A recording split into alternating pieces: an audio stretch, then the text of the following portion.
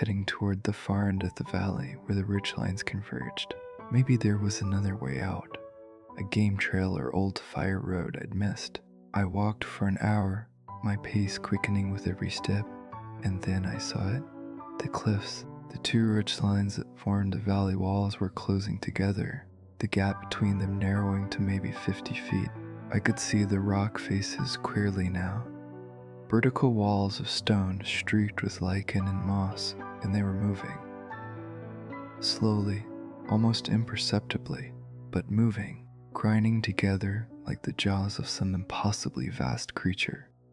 I stood there, frozen, watching the cliffs inch closer to each other. The sound they made was terrible, a deep, grinding groan that I felt in my bones. Rocks broke loose and tumbled down, crashing into the valley floor with impacts that shook the ground. Dust rose in choking clouds, turning the air gray, and I understood. I understood what this place was, what it had been doing.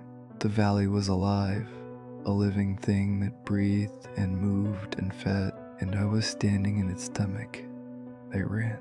I don't know where I thought I was going, but panic had burned away any capacity for rational thought.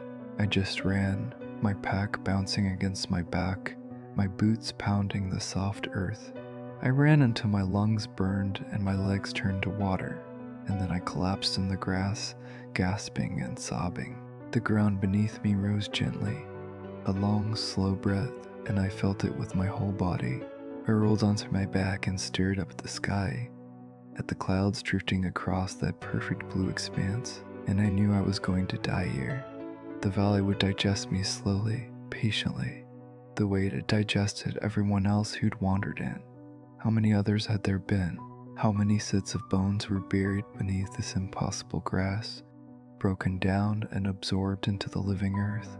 I lay there for a long time, maybe hours, feeling the ground breathe beneath me. And as terror gave way to a numb acceptance, I started to notice other things.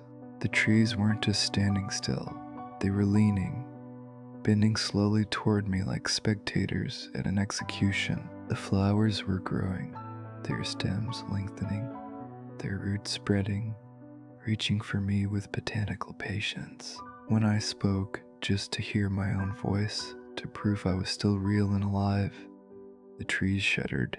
I watched their branches tremble and shake, responding to the sound of my words. I said my name, Dan Reeves, and the entire valley seemed to shift. The grass ripped